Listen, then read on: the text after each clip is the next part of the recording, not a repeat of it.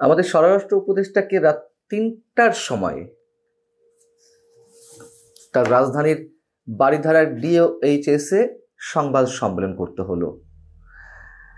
কি নিয়ে সংবাদ সম্মেলন করলেন? আইন শৃঙ্খলা পরিস্থিতি নিয়ে। কি আমাদেরকে জানালেন সেটা নিয়ে আমি বলবো, কিন্তু রাত ৩টার সময় সংবাদ সম্মেলন করতে হলো কেন? এর পেছনের কারণটা কি? এত গভীর রাতে কেন সাংবাদিকদের ডেকে নিয়ে কথা বলতে হলো? এবং ওই ৩টার সময় কি এমন ইনফরমেশন জাতিকে জানানোর দরকার ছিল যা তা না বললেই নয়? এই সংবাদ সম্মেলনটা তো সকালে এসেও করা যেত, অথবা তারও বেশ কিছু আগে করা যেত, রাত ৮টায়, ১০টায়, ১১টায়, কিন্তু রাত ৩টার সময়। আমি গতকাল রবিবার সাংবাদিক সুবীর ভৌমিকের একটা লেখাকে উদ্ধৃত করে কিছু ইনফরমেশন জানিয়েছিলাম, বা সেখানে যা দাবি করা হয়েছিল সেগুলো আপনাদের সামনে তুলে ধরেছিলাম।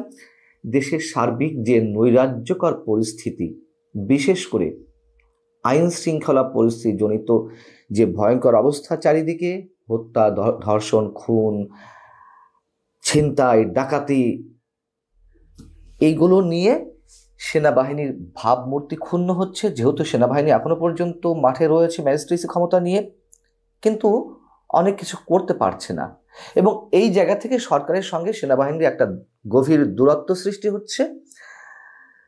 কেন করতে পারছে না তারও বিশেষ কিছু ইঙ্গিত ওই লেখাতে আছে, বা আমরাও এগুলো বলে আসছি, বা মানুষের মনে যে প্রশ্ন, 5 ফেব্রুয়ারি যখন বুলডোজার দিয়ে বঙ্গবন্ধুর ঐতিহাসিক বাড়ি গুড়িয়ে দেওয়া হলো, তারপরে সারা দেশে যে মবের ক্রিয়েট করা হলো, সেগুলো তো ইচ্ছা করলে সেনাবাহিনী পারত, কিন্তু কারা তাদেরকে বাধা দিল?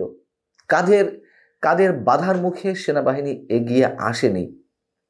এই প্রশ্নগুলো তোলা হয়েছে। এবং আমি জানি না এই সংবাদ সম্মেলনের সঙ্গে আসলে ভিতরে কারণটি কি। সংবাদ সম্মেলনে কি জানানো হলো?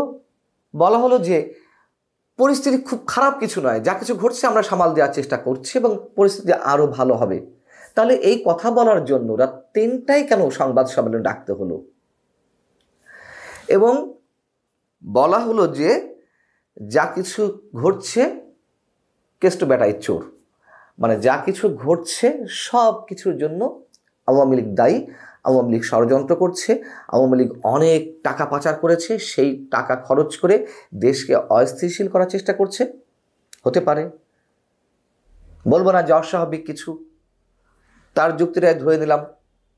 কিন্তু যখন বাস থেকে বাসে ডাকাতি চলছে, গণডাকাতি, বাসে বাসে ধর্ষণ হচ্ছে, প্রকাশ্যে দম্পতিকে কোপানো হচ্ছে, প্রকাশ্যে অস্ত্রের মহড়া দেওয়া হচ্ছে, কাউকে আটক করা হলে ছাত্র দলের নেতাকর্মীরা বা যুব দলের নেতাকর্মীরা যেমন ছিনিয়ে আনছে থানা থেকে, পুলিশকে হুমকি দিয়ে পুলিশ আহত হচ্ছে, ঠিক একইভাবে বৈষম্যবিরোধী ছাত্র আন্দোলনের সঙ্গে জড়িত কাউকে আটক করা হলে তাদেরকে ছিনিয়ে আনছেন সেই বৈষম্যবিরোধী ছাত্র আন্দোলনের নেতারা, এবং ঠিক একইভাবে তাদেরকেও ছিনিয়ে আনতে গেলে যখন পুলিশ প্রতিরোধ করছে তখন তাদেরকে আহত হতে হচ্ছে, কাউকে কাউকে সাসপেন্ড করা হচ্ছে। এইগুলো কারা করছে? এইগুলো কি আওয়ামী লীগ করছে? এসব কথা বলতে গেলে আবার অনেকে আওয়ামী লীগের দোসর বানিয়ে দেন, ফ্যাসিস্টদের দোসর বানিয়ে দেন। বানান, সমস্যা নেই, সবার আগে তো আমাদের দেশটা। যাই হোক, এখন বিষয় হচ্ছে যে যৌথ বাহিনীর অভিযান শুরু হলো অপারেশন ডেভিল হান্ট নামে, সেটিও যে কি উদ্দেশ্যে করা হয়েছে, আসলেই সন্ত্রাস দমনের জন্য, আসলেই কি আইন শৃঙ্খলা পরিস্থিতি উন্নতির জন্য, সেটাও তো এখন সবার কাছে ক্লিয়ার, তখন থেকে ক্লিয়ার। এবং এই যে ডেভিল নাম দেওয়া হলো শুধুমাত্র যারা আওয়ামী লীগ, যুবলীগ এইসব সংগঠন বা অঙ্গ সংগঠন করে, এবং তাদেরকে ধরা হচ্ছে বেশি। উদ্দেশ্যটা কি? আওয়ামী লীগ ষড়যন্ত্র করছে, আওয়ামী লীগ টাকা উড়াচ্ছে, আমরা মেনে নিলাম, কিন্তু আপনারা কি করছেন?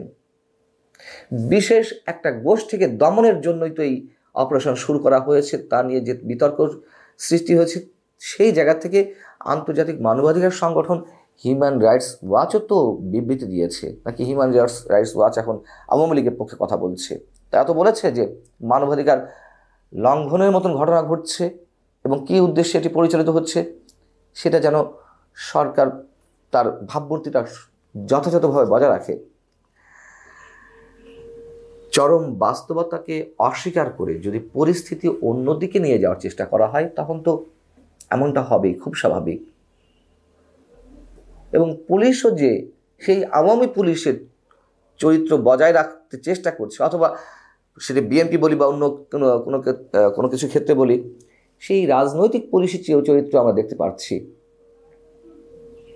তার কারণ এখন তারা কথা বলছে সরকারকে সন্তুষ্ট করতে। তারা যেমন বিএনপি চাঁদাবাজ কিংবা জামায়াতের চাঁদাবাজ কিংবা বৈষম্যবিরোধী ছাত্র আন্দোলনের যেসব ছাত্র নেতারা বা কর্মীরা চাঁদাবাজির সঙ্গে জড়িত, যারা অকারেন্স করছে, নানান ধরনের সন্ত্রাসী কর্মকাণ্ড ঘটাচ্ছে, তাদেরকে ধরতে তো পুলিশ দ্বিধাদ্বন্দ্বের মধ্যে থাকে। এবং যথারীতি সরকারকে সন্তুষ্ট করতে যে রং মেসেজগুলো সব মানুষকে দেওয়া হচ্ছে, তারাও তো কিছু আমলে নিচ্ছে না। এবং এর ভিতরে অনেক ব্যাখ্যা রয়েছে, যেগুলি সংক্ষিপ্ত পরিসরে বলা সম্ভব নয়। যারা বলেন যে আওয়ামী পুলিশ এখনো প্রশাসনে লুকিয়ে আছে, ধরুন তথ্য প্রমাণের ভিত্তিতে ঢালাওভাবে আগের সব নিয়োগকৃত সব আওয়ামী পুলিশ প্রশাসনের সবাই সব আওয়ামী লীগ, এই করতে গিয়ে তো কেউ কাজই করতে পারছে না, আতঙ্কের মধ্যে রয়েছে। আমি বলছি না তাদের কারোর বিরুদ্ধে ব্যবস্থা নেওয়া যাবে না, কিন্তু সেটা কীভাবে নেওয়া হচ্ছে। এবং তদবির বাণিজ্য, বদলি বাণিজ্য তো চলছে। কারা বাণিজ্য করছে? এগুলা আওয়ামী লীগ করছে, আওয়ামী লীগ টাকা খাচ্ছে। একটা বক্তব্য দিয়ে শেষ করব, সেটা হচ্ছে যে ঢাকা মহানগর পুলিশের commissioner, DMP commissioner Sajjad Ali, তিনি দুদিন আগে গণমাধ্যমের সঙ্গে কথা বলেন, এই যে শুক্রবার বা বৃহস্পতিবার। তিনি বলছেন, সব কিছু মিলিয়ে ঢাকার আইন শৃঙ্খলা পরিস্থিতি অনেক ভালো, দু একটি বিচ্ছিন্ন ঘটনা ছাড়া বড় কোনো ঘটনা নেই। মানুষ আতঙ্কে রাস্তায় বের হতে পারছে না। মেয়েরা স্বাভাবিক জীবনযাত্রায় তারা প্রকাশ্যে বেরোতেও ভয় পাচ্ছে, বাসে উঠতে মানুষ ভয় পাচ্ছে, গণপরিবহনে কখন ছিনতাইয়ের কবলে পড়ে, কখন ডাকাতির কবলে পড়ে। আর সেখানে বলছে যে আইন শৃঙ্খলা পরিস্থিতি আগের চেয়ে ভালো, এবং যা কিছু ঘটছে দু একটি বিচ্ছিন্ন ঘটনা, law and order very good. আমি মনে করি বিচ্ছিন্ন একটি দুটি, মেইনলি মোবাইল ছিনতাই ব্যতীত কোনো অপরাধ নেই। কি বলবেন? এই যে ডিএমপির কমিশনার সাজ্জাদ আলী যে কথাগুলো বলছেন, এখানে কি উত্তরটা আমাদের হওয়া উচিত? এর প্রতিক্রিয়াটা কেমন হওয়া উচিত? তিনি বলছেন এভরিথিং ইজ নর্মাল, আর তিনি ক্রেডিট নিচ্ছেন কি, দুদিন আগে উত্তরার ঘটনায় 5 জনকে যে দম্পতিকে কোপানো হলো প্রকাশ্যে, সেই ঘটনায় তারা 5 জনকে আটক করেছে। এটা বিশাল কিছু অর্জন করে ফেলেছে। তিনি বলছেন যে আমরা সাকসেসফুলি ওটা হ্যান্ডেল করেছি। ঘটনা ঘটে যাওয়ার পরে পুলিশ যায়, আমরা ছোটবেলায় একটা ট্রান্সলেশন করে এসেছি না, সেই অবস্থা। ঘটনা ঘটার পরে 5 জনকে অ্যারেস্ট করেছে, বিশাল কিছু করে ফেলেছে। আমার অফিসার সোর্স সবাই আমরা মনোবল ফিরে পেয়েছি এবং চমৎকার কাজ করেছি। এরপরে আর কি কথা বলার থাকতে পারে? এবং আমি নিশ্চিত পুলিশ সংস্কার কমিশনের পক্ষ থেকে যেসব সুপারিশ করা হয়েছে তার একটাও এই সরকার বাস্তবায়ন করতে পারবে না। এবং পুরানো যত কেচ্ছা কাহিনী আমাদের সামনে তোলা হচ্ছে, আওয়ামী লীগ যেমন সব কিছুতে বিএনপি জামাতের ষড়যন্ত্র খুঁজে পেত, এখন এই সরকার আওয়ামী লীগের ষড়যন্ত্র খুঁজে পাওয়ার চেষ্টা করছে। আসলে ষড়যন্ত্র এসব কিছু না, দায় তার চাপানোর একটা চেষ্টা, এই তো, আর তো কিছু নয়। তবে সত্যিই ভেতরে কিছু ঘটছে কিনা জানি না, কিন্তু ইঙ্গিত দেয় তো গভীর রাত 3টার সময় কেন সংবাদ সম্মেলন স্বরাষ্ট্র উপদেষ্টার।